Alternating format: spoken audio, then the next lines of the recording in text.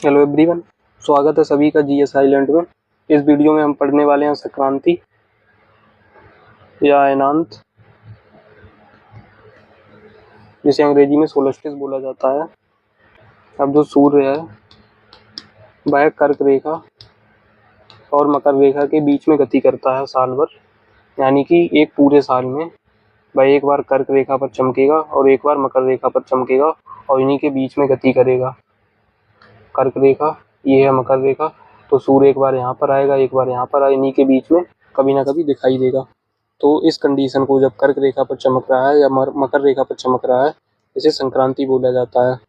अब जब कर्क रेखा पर चमकता है, कर्क रेखा पर चमकता है, तब उसे कर्क संक्रांति या ग्रीष्म संक्रांति बोला जाता है। और जब ये मकर रेखा पर चमकता है तब इसे मकर संक्रांति या शीत संक्रांति बोला जाता है। और क्या होता है, जब सूर्य भूमध्य रेखा पर चमकता है, भूमध्य रेखा पर, तब उसे विषुव बोला जाता है, इक्विनोक्स। और ये भी 2 बार होता है साल भर में। अब इन सबको चित्र के माध्यम से समझते हैं। जैसे यहाँ पर हमारा सूर्य सीधा कर्क रेखा पर चमक रहा है, क्योंकि पृथ्वी जो है ना झुकी हुई है 23.5 डिग्री अपने जो ऊर्ध्वाधर अक्ष है उससे। ये है क्षैतिज अक्ष, ये है ऊर्ध्वाधर अक्ष। अब इस ऊर्ध्वाधर अक्ष से 23.5 डिग्री झुकी हुई है, जिस वजह से पृथ्वी पर क्या होता है, दिन रात की अवधि में अंतर आता है। सबसे पहले यहाँ पर देखते हैं, जब ये कर्क रेखा पर चमक रहा है और इसे क्या बोला जाएगा, कर्क संक्रांति या ग्रीष्म संक्रांति, कर्क या ग्रीष्म। और ये होगा 21 जून को। इस वजह से क्या होगा, जो उत्तरी गोलार्ध है वहाँ पर दिन लंबे होंगे और रातें छोटी होंगी।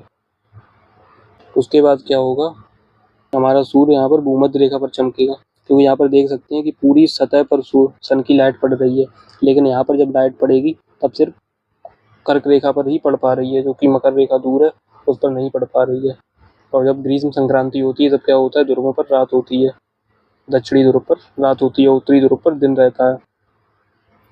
अब यहाँ पर क्या होगा, जब विषुवत रेखा पर या भूमध्य रेखा पर चमकेगा सूर्य, तो क्या होगा, दिन और रात बराबर होंगे,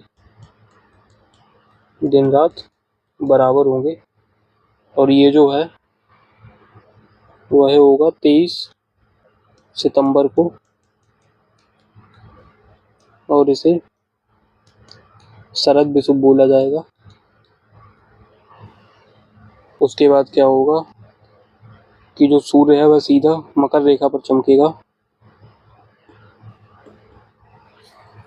जिस वजह से क्या होगा, जो दक्षिणी गोलार्ध है वहाँ पर दिन लंबे होंगे, दिन लंबे, और जो रातें हैं वह छोटी हो जाएंगी, और इसे शीत या मकर संक्रांति बोला जाएगा। और ये 22 दिसंबर को होगा। उसके बाद क्या होगा, जो सन है वह फिर से विषुवत रेखा पर चमकेगा, जिस वजह से क्या होगा, फिर से दिन और रात बराबर हो जाएंगे। और ये 21 मार्च को होगा। इसे बसंत विषुव बोला जाता है।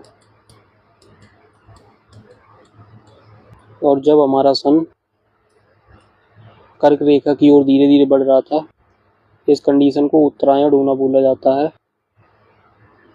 सूर्य का उत्तरायण होना। और जब हमारा सूर्य कर्क रेखा से मकर रेखा की ओर बढ़ रहा था, तब उसे सूर्य का दक्षिणायन होना बोला जाता है।